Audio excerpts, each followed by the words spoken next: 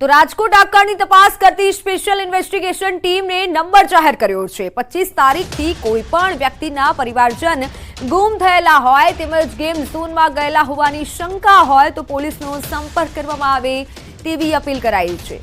Rajkot crime બ્રાન્ચના ACP ભરત વસિયાએ જુદા જુદા પોલીસ સ્ટેશન તેમજ અધિકારીઓના નંબર પણ જાહેર કર્યા છે।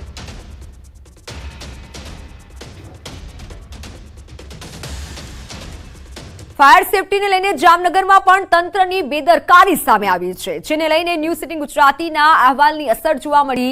जिल्ला क्षय केन्द्रमां फायर सेफ्टीना सिलिंडर एक्सपायरी डेट वाळा जोवा मळ्या। टीबी होस्पिટલમાં फायर सेफ्टीना नामे મીંડું જોવા મળ્યું છે।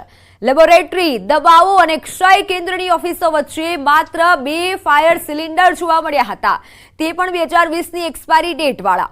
આ સમગ્ર મુદ્દે ઇન્ચાર્જ જિલ્લા આરોગ્ય અધિકારીએ તપાસના આદેશ આપ્યા અને સ્થળ તપાસ કરી જવાબદારો સામે પગલાં લેવાની પણ બાહેધરી આપી હતી।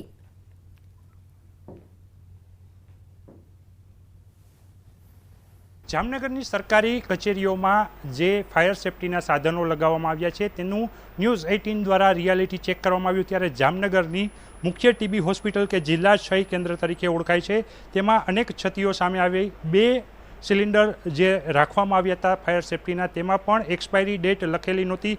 2020ના મેન્યુફેક્ચરવાળા 2 જે સિલિન્ડર સામે આવ્યા છે, ત્યારે આપણી સાથે મુખ્ય જિલ્લા આરોગ્ય અધિકારી જે ઇન્ચાર્જ છે એ છે।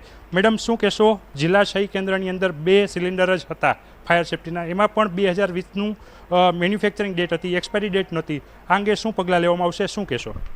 તમે સારી વસ્તુ અમારે ધ્યાને દોરે એ બદલ તમારો ખૂબ ખૂબ આભાર। पर जे તમે વસ્તુ મારા ધ્યાને દોર્યા છે એ બાબતે મારું એટલું જ કહેવાનું છે કે પહેલાં અમારે સ્થાનિક મુલાકાત લઈ અને ત્યાં શું પરિસ્થિતિ છે અને ક્યારે મેન્યુફેક્ચરિંગ છે, એક્સપાયરીનું શું છે, બધી ડોક્યુમેન્ટ્સ એવિડન્સ સાથે આપણે પહેલાં તહકીકાત કરી અને પાછી નિર્ણય લેવાશે અને જે પણ એમાં કર્મચારી કે અધિકારી જવાબદાર છે એના પર પગલાં પણ લેવામાં આવશે। ખાસ કરીને જે પ્રકારે ટીબી હોસ્પિટલની વાત હોય, અહીંયા અનેક જિલ્લાના દર્દીઓના સેમ્પલ પણ આવતા હોય છે। અગાઉ અહીં આગ પણ લાગી ચૂકી છે, છતાં પણ આ પ્રકારની બેદરકારી કરે। 2020નું મેન્યુફેક્ચરિંગના અત્યારે સિલિન્ડર પડ્યા છે, તો કેવા પ્રકારના પગલાં લેવાશે? જે સરકારી નિયમ પ્રમાણે જે પણ પગલાં લેવામાં આવતા હોય એ પ્રમાણે પગલાં લેવામાં આવશે, પણ પહેલાં આપણે તો સ્થાનિક મુલાકાત લઈને ડોક્યુમેન્ટરી એવિડન્સ અને બોટલની ચકાસણી કરી અને જે જવાબદાર હશે એના ઉપર આપણે કાર્યવાહી કરવામાં આવશે। તો આ હતા ઇન્ચાર્જ CDHO કે જેમનું કહેવું છે જવાબદારો સામે પગલાં લેવામાં આવશે। ન્યૂઝ 18એ જે અહેવાલ પ્રસારિત કર્યો તેને લઈને તેની જે આ સજાગતા છે તેને આવકારી છે અને જવાબદારો સામે પગલાં લેવાશે તેવું પણ તેમને બાહેંધરી આપી છે। કેમેરામેન મનસુખ રામુલિયાની સાથે કિંજલ કારસરિયા, ન્યૂઝ 18 ગુજરાતી, જામનગર। તો રાજકોટ આગકાંડના બનાવ બાદ બોટાદ તંત્ર નિંદ્રામાંથી જાગ્યું છે। ખાનગી હોસ્પિટલ, ભીડવાળી જગ્યા, મોલમાં ચેકિંગ, ફાયર સેફ્ટીની સુવિધા અંગે ચેકિંગ કરાઈ રહ્યું છે। બોટાદ ડીવાયએસપી, પાલિકા ચીફ ઓફિસર અને ફાયરની ટીમે ચેકિંગ કર્યું। અમુક ખાનગી હોસ્પિટલોમાં ફાયરની સેફ્ટીનો અભાવ જોવા મળ્યો। ક્રિષ્ના હોસ્પિટલમાં ફાયરની બોટલો એક્સપાયરી ડેટ વાળી જોવા મળી। હોસ્પિટલના જનરેટર રૂમમાં મોટી સંખ્યામાં ઓક્સિજનના બાટલાનો જથ્થો જોવા મળ્યો। ક્રિષ્ના હોસ્પિટલમાં ફાયરને લઈને કોઈ સુવિધા જ ન હતી અને નોટિસ અપાઈ છે। બોટાદ ડીવાયએસપી અને નગરપાલિકાના ચીફ ઓફિસરે માહિતી આપી। ક્રિષ્ના હોસ્પિટલ અને મેઘાણી હોસ્પિટલની તપાસ ખાસ કરી બંને જગ્યાએ આઈસીયુ છે। ક્રિષ્ના હોસ્પિટલને જરૂરી સૂચના આપી છે, ઇન્ડોર પેશન્ટ રિમૂવ કરવાની સૂચના આપી છે। મેઘાણી હોસ્પિટલમાં લગભગ કોઈ કમી નથી, ફાયર એક્સટિંગ્વિશર એક્સપાયર થયેલા છે એને રિન્યુ કરવાની સૂચના છે। તો બનાસકાંઠામાં સરકારી કચેરીઓમાં ફાયર સેફ્ટીની સુવિધા અંગેના રિયાલિટી ચેકમાં મોટા ખુલાસા થયા છે। ન્યૂઝ 18ની ટીમ જ્યારે ધાનેરા મામલતદાર કચેરી ખાતે પહોંચી તો કચેરીના જેન્ટ્સ ટોયલેટમાં દારૂની ખાલી બોટલો જોવા મળી। મામલતદાર કચેરીના ટોયલેટમાં પડેલ ખાલી દારૂની બોટલ આવી ક્યાંથી તે લઈને મોટા સવાલ થઈ રહ્યા છે। આમ તો ગાંધીના ગુજરાતમાં દારૂ બંધ છે, તો પછી ધાનેરામાં સરકારી કચેરીના ટોયલેટમાં આ દારૂની ખાલી બોટલ કઈ રીતે અને ક્યાંથી આવી? અગાઉ પણ ધાનેરા તાલુકા પંચાયત કચેરીના કમ્પાઉન્ડ તેમજ ધાનેરા સેવા કેન્દ્રના ટોયલેટ અને બાથરૂમમાંથી દારૂ અને બિયરની ખાલી બોટલ મળી ચૂકી છે।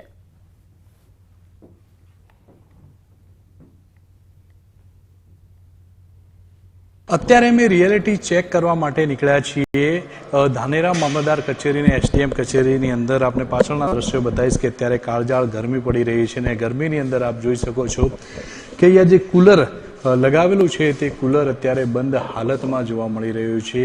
આ ધાનેરા મામલતદાર કચેરીના દ્રશ્યો છે. જો અહીંયા મોટી સંખ્યામાં અરજદારો આવતા હોય છે, હવે તેમને પાણી પીવું હોય તો ક્યાં જાય તે મોટો સવાલ છે. અત્યારે કુલર બંધ હોવાથી ટેમ્પરરી જે છે તે બહારથી બોટલો મંગાવવામાં આવી રહી છે, પરંતુ આ કુલરને રિપેરિંગ કરાવવામાં નથી આવતું.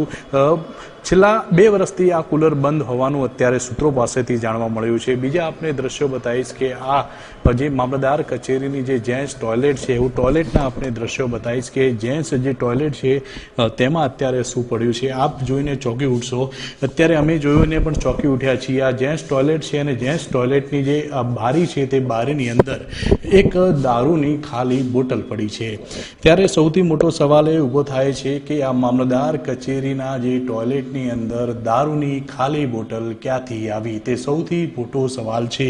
ન્યૂઝ 18ની ટીમ અહીંયા રિયાલિટી ચેક કરવા માટે આવી ત્યારે સામે આવ્યું કે અહીંયા જે મામલતદાર કચેરી છે અને આ મામલતદાર કચેરીની અંદર જે છે તે આ દારૂની જે ખાલી બોટલ જે છે તે અત્યારે આ ટોયલેટની અંદર પડી છે. પહેલાં પણ ધાનેરાના જન સેવા કેન્દ્ર અને તાલુકા પંચાયત કચેરીઓમાંથી દારૂની ખાલી બોટલો જે છે તે મળી ચૂકી છે અને અત્યારે આપણે જે દ્રશ્યોમાં જોયું તે પ્રમાણે અત્યારે પણ અમારી પાછળ જે છે તે દારૂની એક ખાલી બોટલ પડી છે. હવે સૌથી મોટો સવાલ એ થાય છે કે ગાંધીના ગુજરાતમાં દારૂબંધી છે તો પછી આ દારૂની ખાલી બોટલો ક્યાંથી આવી રહી છે? શું આ જે ટોયલેટો છે ત્યાં આગળ આ બાથરૂમો છે ત્યાં આગળ શું રાત્રિ દરમિયાન દારૂની મહેફિલો બનાતી હશે? તેવા અનેક સવાલો અત્યારે તો થઈ રહ્યા છે. કિશોર તુવર, ન્યૂઝ 18 ગુજરાતી, બનાસકાંઠા. તો અન્ય મહત્વના સમાચાર. ગરમીથી શેકાતા ગુજરાતવાસીઓ માટે રાહતના સમાચાર છે.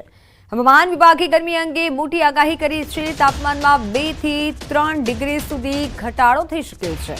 હાલ ગુજરાતમાં ગરમી અંગે કોઈ એલર્ટ નથી. અમદાવાદ, ગાંધીનગરમાં તાપમાન 44 ડિગ્રી સુધી રહી શકે છે. કાંઠાના ભાગોમાં ઉકળાટભર્યું વાતાવરણ રહી શકે છે. તો ગુજરાતમાં 25 થી 30 કિલોમીટર સુધીની ઝડપે પવન ફૂંકાશે. 2 દિવસ સુધી ગુજરાતમાં પવન ફૂંકાશે. પવનની દિશા બદલાતા ગરમીમાં આંશિક રાહત મળશે.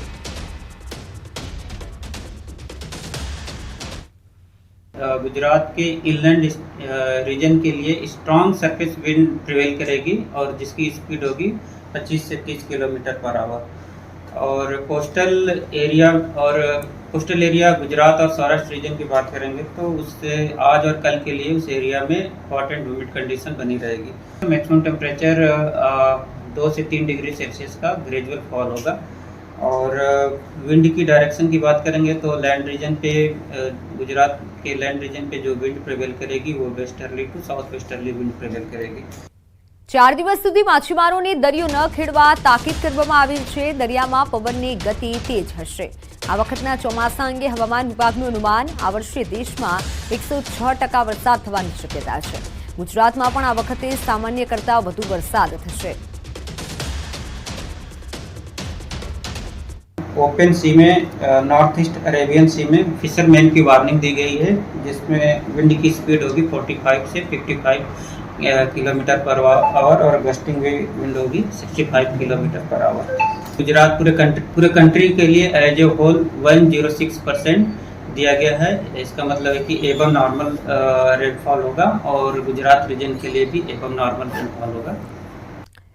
કાળઝાળ ગરમીમાં મહેસાણામાં પાનના ગલે અચાનક જ યુવક ઢળી પડ્યો. છેલ્લા 10 દિવસથી સૂર્ય દેવતાએ પોતાનો પ્રકોપ બતાવતા સમગ્ર ગુજરાત રાજ્યમાં વસતા લોકો ત્રાહિમામ પોકારી ઉઠ્યા છે. એટલી હદે ગરમી પડી રહી છે કે છેલ્લા કેટલાક વર્ષોના રેકોર્ડ આ ગરમીએ તોડી નાખ્યા છે.